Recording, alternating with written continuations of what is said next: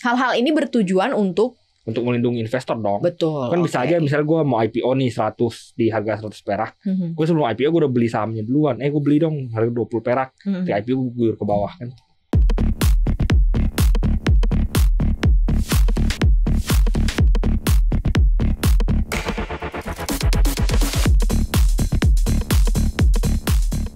Halo Sobat Cuan, selamat datang di podcast Cuap Cuan. Hari ini ada pantauan saham. Paham makin Cuan. Yes. Baru Maria Katarina dan juga Gue Triple Rating Research Indonesia. Kenapa sih lo bengong? Baru juga awal tahun bengong ya si Putra ya. Oke, Sobat Cuan. Hari ini kita mau bahas apa nih? Itu bahas apa? Udah kehabisan topik. Jadi gini, kan waktu kemarin kan waktu Sobat Cuan mungkin yang excited banget Gojek Tokopedia itu listing, terus ada statement lock up bla bla bla. Terus setelah lock up ternyata sahamnya langsung ARB gitu kan berkali-kali. Nah, sebenarnya memang mekanisme lock up ini tuh common ya, biasa, dan memang rata-rata memang ada term atau time to lock up-nya ya. Emang saham IPO itu rata-rata kemungkinan besar itu dilarang OJK untuk dijual sebenarnya. Sebenarnya mereka tuh nggak suka banget kalau bursa sama OJK ini nggak suka banget orang baru IPO founder share-nya dijual. Makanya biasanya dibikin aturan. Makanya dulu tuh dibikin aturan. Selama kalau misalnya lu menerima harga saham di bawah harga IPO, misalnya di IPO di 100, modal lu 20. Selama lebih dari 8 bulan terakhir, gitu. Misalnya lu foundernya, misalnya lu baru injek uang ke dalam, lu beli sahamnya di harga 20, terus 3 bulan lagi lu mau IPO, 1 tahun atau 8 bulan gue lupa aturannya. Tapi 3 bulan lagi lu mau IPO, itu lu harus di lock up, wajib lock up. Jadi gue sebagai pembeli pertama tuh tidak boleh menjual gitu ya? Iya, kan? Jadi misalnya lu pembeli awal dong gue kan, bukan yang di publik kan? Iya. Kalau misalnya lu mendapat saham itu 8 bulan atau 1 tahun sebelum IPO. Jadi lu nggak boleh langsung jual. Oke. Di lock lagi selama 8 bulan. Setelah IPO? Setelah IPO. Setelah tanggal aktif, bukan IPO. Setelah izin aktif keluar. Izin aktif keluar tuh 3 kalau nggak salah. Hal-hal ini bertujuan untuk melindungi investor dong. Betul. Kan bisa aja misalnya gue mau IPO nih 100 di harga 100 perak. Gue sebelum IPO gue udah beli sahamnya duluan. Gue beli dong harga 20 perak. Di IPO gue guyur ke bawah kan. Kan itu hancur marketnya gitu. Ternyata rata-rata juga bisa IPO biasanya naik kan ya. Ya, itu karena nggak ada itu, karena nggak ada yang itu, karena founder share tidak jual. Nah, yang mendapatkan IPO lebih dari 1 tahun ini, yang punya founder share-nya ini, itu yang bisa jualan biasanya. Oh, oke. Yang gede-gede ya? Enggak, misalnya kayak gini, lu IPO, misalnya lu owner perusahaan ini nih, lu udah pegang 20 tahun nih, lu nggak berubah, lu IPO. IPO aja itu lu bisa jual sebenarnya. Karena lu udah megang lama 20 karena gue udah tahun, punya di harga 20 perak gitu taruhlah ya. Ya, taruh gue bisa udah dari 20 perak tapi lu udah megang 5 tahun. Terus listing lu bisa jualan sebenarnya. Tapi itu juga kadang-kadang direcokin sama OJK sama bursa. Gak boleh jualan. Lu bikin surat kagak boleh jualan. Jadi bisa digituin. Dalam aturan lu boleh tapi lu pledge in bahwa saya tidak mau jual gitu. Jadi walaupun lu founder share disuruh juga kadang-kadang kalau nggak gue kasih IPO nih gitu biasanya. Karena ya ini salah satu bentuk proteksi juga untuk nanti si publik juga yang join punya gitu ya. Nah ini kalau misalnya kemudian ada momen ketika lock up dibuka, jujur ya gue nggak pernah dengar kata-kata lock up dibuka setelah kemudian Goto listing. Sebelum-sebelumnya tuh nggak, karena sebenarnya ini sebenarnya common ya, jadi udah biasa, memang semua saham rata-rata kayak begitu.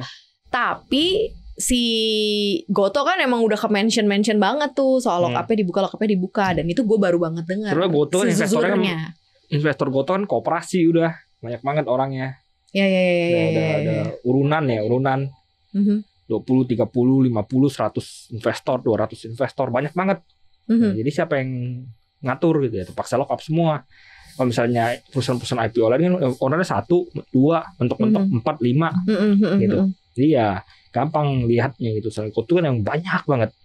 Berarti ada perlunya juga ya investor sebelum beli kemudian di pasar secondary itu ngelihat juga ini pemiliknya berapa banyak orang dan di lock atau enggak, lu cek di prospektus. Kalau berarti ada keterangan atau perjanjian lo nggak boleh menjual dalam jangka waktu tertentu di surat keterangan lock up-nya di di OJK, berarti yang kejadian di saham yang kemarin ARB berkali-kali itu gitu dibuka ya udah gitu selesai gitu ya. Ya yang kemarin jualan ketika Goto ARB berhari-hari ya orang-orang yang sebelumnya di lock up. Nggak ada ininya ya, tanggal batasnya yang beda-beda gitu. Nih lo 8 bulan nih, mungkin ada yang 2 tahun. Emang ada yang 8 bulan sama 1 tahun kan. Yang founder share 1 tahun nggak boleh alihkan, yang emang investor biasa 8 bulan.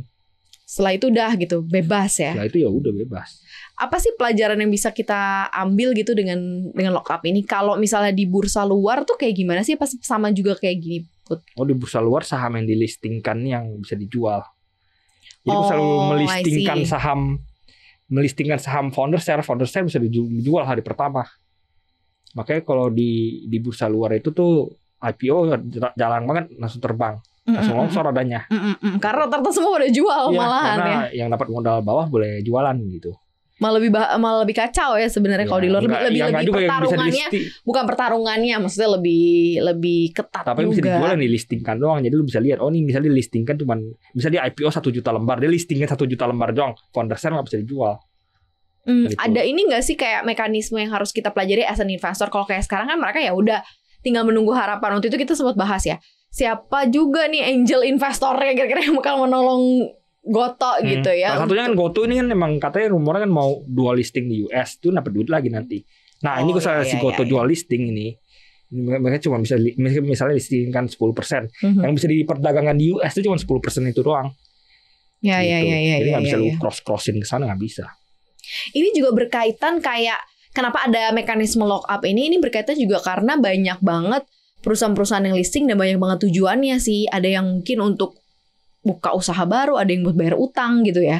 Istilahnya tuh kayak memperluas bisnis maksudnya. Terus ada juga yang buat bayar utang, makanya perlu ada lock up supaya nggak investornya tuh nggak langsung ngedrop gitu. Gini sebenarnya duitnya. Gini, lock up itu kan kalau di Indonesia ya tujuannya seperti ini. Lu kan IPO, tujuannya kan nyari duit dari masyarakat supaya lu ngembangin usaha. Harapannya rata-rata gitu, tapi kita nggak tahu tujuan di belakang itu. Itu tujuannya berarti kalau tujuannya yang di encourage sama bursa kan kayak gitu. Ya supaya lu jangan buang uangnya malah dibuang ke pasar saham lu. Malah lu exit kabur gitu, lu udah dapat uang 80 miliar misalnya IPO, 100 miliar IPO. Udah lu kayak some kind like exit strategi lu dalam kesulitan lu jualan saham lu juga gitu biar dapat.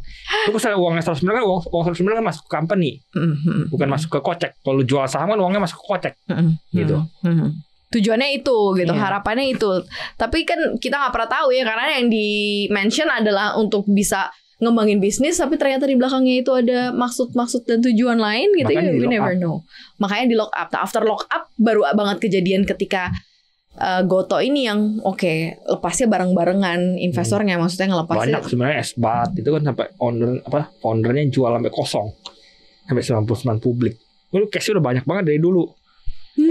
Banyak saham yang 99% publik, 90% publik. Itu gara-gara sebenarnya buang-buang. Normalnya berapa persen sih yang di publik yang supaya yang supaya sobat cuan juga ketika ternyata dia cuma share segini nih, sebagian besar masih diprotect gitu. 20 bagus. 20 aja is enough ya. More than 20 masih pikirin saya di 40. Ya harus hati-hati siapa perusahaannya apa dulu. Kalau kayak Telkom, BNI, Mandiri, BCA itu kan gede juga publiknya. Tapi kan publiknya itu emang yang gede-gede yang megang gitu. Dan bahkan kalau lihat di BCA punya disclaimer itu, dia bahkan bilang, di publik ini kita juga ada megang melalui perusahaan-perusahaan lain gitu. Jadi ya maksudnya dia tuh walaupun tertulisnya 60 nggak cuma megang 60, bisa jadi 70-80 gitu. Cuman yang pegang-pegang kecil-kecil ini mereka nggak mau disclose gitu. I see 20% 20 sampai ya kalau di atas itu ya mungkin harus diperhatikan ya. Kalau publik udah 51 lu harus ketar-ketir. Tapi kalau seandainya ada kan tuh sejalan dengan waktu tiba-tiba perusahaan menerbitin lagi saham baru atau menambah kapasitas publiknya lebih besar, itu perlu diwaspadain nggak? Misalnya tadinya cuma 20 Terus nih jadi kepemilikan publiknya jadi 30. Justru ketika lagi jualannya. Tapi udah running gitu. Enggak, justru ketika lagi jualannya itu lu harus takut. Contohnya kayak ini ada case ya di Indonesia bahkan baru-baru ini. Itu perusahaan pegangnya sebenarnya cuma dikit ya, 40 lah katakan, 40 50 kan. Tapi dia buang-buangin barang terus ke pasar, buang, jualan. Di keluar berita bagus, mau dicapok A, mau dicapok B, mau dicapok C. Katanya, direkturnya juga pom-pom terus. Lihat aja nanti bakal hebat, bakal ini. Tapi ownernya jualan terus, jualan. Pemilikan tinggal dikit kan, udah habis barangnya kan, pemilikan tinggal dikit. Mereka naik isu di harga bawah. Sekarang mayoritas lagi. Jadi ya kayak gitu. Jadi kemungkinan barang-barang yang dijual di harga atas itu dipakai buat bayar rek isu gitu. Beli rek isu di harga bawah. Dapat spreadnya dapat lah ya, dapat spreadnya lebih cuan ya, benar. Mereka jual 500, mereka rek isu di 100 dapat 400. Pusing yang nangis ya retail yang beli di atas ya. Saya kalau misalnya udah terlalu proof banget percaya, apalagi perusahaannya bakalan berkembang baik. Terus kemudian ya kepemilikan publiknya udah sesuai nih ya, ternyata di guyur at the time gitu kan, ada maksud dan tujuan lainnya. Tapi memang penting sih kita mempelajari perusahaan per perusahaan, tujuannya apa sih. Kemudian kita harus benar-benar paham dan ngotok dulu cocok nggak sih kita punya saham atau berinvestasi saham, supaya nggak muncul-muncul hal yang ketar-ketir kayak gini nih Sobat Cuan ya. Thank you banget Sobat Cuan udah dengerin kita hari ini. Thank you. Jangan lupa untuk dengerin kita di Spotify, Apple Podcast, Google Podcast, dan juga Anchor. Follow akun Instagram kita di @cuap_cuan dan juga subscribe YouTube channel kita di cuap-cuap-cuan. Like, share, dan juga komen ya Sobat Cuan ya. Thank you banget udah ngobrol hari ini. Kita pamit ya. Bye-bye.